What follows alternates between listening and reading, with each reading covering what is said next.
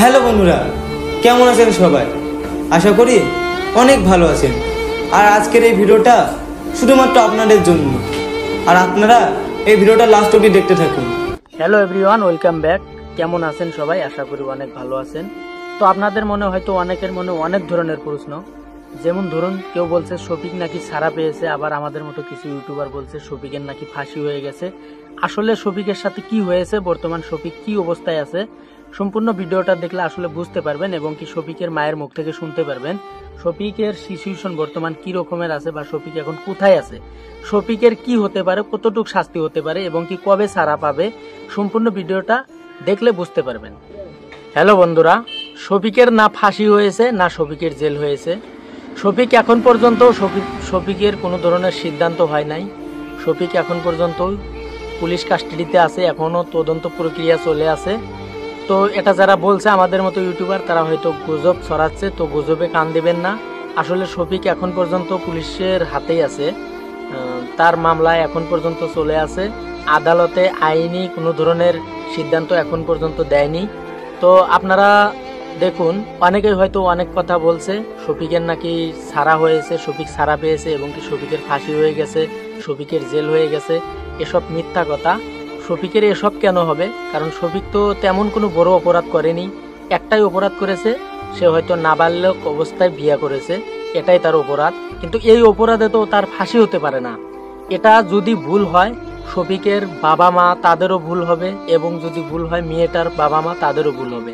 কারণ দেখুন, শফিকের সাথে জড়িত আছে হয়তো তার গার্জিয়ান, শফিকের বাবা মা, এবং মেয়েটার গার্জিয়ান, মেয়েটার বাবা মা, তাদেরও শাস্তি হওয়া দরকার। আপনারা একটা কথা চিন্তা করুন, একটা কথা আমি বারবার বলছি, শফিক বিয়ে করেছে ঠিক আছে, কিন্তু যে মেয়েটাকে বিয়ে করেছে সে মেয়েটা তার বয়স যদিও হয় নাই, তারপরেও শফিকের সাথে কেন বিয়ে দিল? একটা নাবালিকা মেয়েকে কেন বিয়ে দিতে লাগে? তার তো প্রাপ্ত বয়স্ক হওয়া দরকার নাকি? তো বন্ধুরা, এটা যদি অপরাধী হয়, এর সাথে যারা জড়িত আছে এই বিয়ের সাথে, যে কাজীটা বিয়ে পড়াইছে সে কাজীটারও শাস্তি হওয়া দরকার। কারণ কাজীটা কেন পড়ালো? এসব কথা সব আইনিভাবে তদন্ত চলে আছে। তো বন্ধুরা, এখন পর্যন্ত বলা যায় না শফিকের কি হয়েছে কি না হয়েছে, কিন্তু শফিকের উকিলে যে কথাটা বলেছে, শফিকের উকিলে বলছে অতি শীঘ্রই হয়তো শফিকের জামিন হবে। তো কেসটা চলেই থাকবে, কিন্তু মুক্তি পাবে শফিক, পুলিশের হাত থেকে মুক্তি পাবে, কিন্তু তার কেসটা চলেই থাকবে। এদিকে রবিউল ভাই, হয়তো আপনারা সবাই বলছেন রবিউল ভাই এবং পল্লীগ্রাম টিভি থেকে এই সম্পর্কে কি বলে, শফিককে যে গ্রেপ্তার করলো তার জন্য হয়তো রবিউল ভাই ও পল্লীগ্রাম টিভি থেকে কি বলল। দেখুন, রবিউল ভাই ও হারুন ভাই তারা শফিককে ভালো করার জন্য আগে বহুত চেষ্টা নিয়েছিল শফিককে ভালো করার জন্য, কিন্তু তারা ব্যর্থ হয়েছে। শফিক তাদের কথা শুনে নাই। শফিককে একবার নয়, দুইবার নয়, হয়তো 100 বারের কমেও 100 বার তাকে বুঝিয়েছে তুমি ভালো হয়ে যাও, এসব নেশা করা, মেয়েদের পিছনে ঘোরা, বদ অভ্যাস, ফ্রি ফায়ার খেলানো বা সিগারেট খাওয়ানো, এসব বিষয় নিয়ে অনেকবার তাকে বুঝিয়েছে, কিন্তু তাদের কথা শুনে নাই।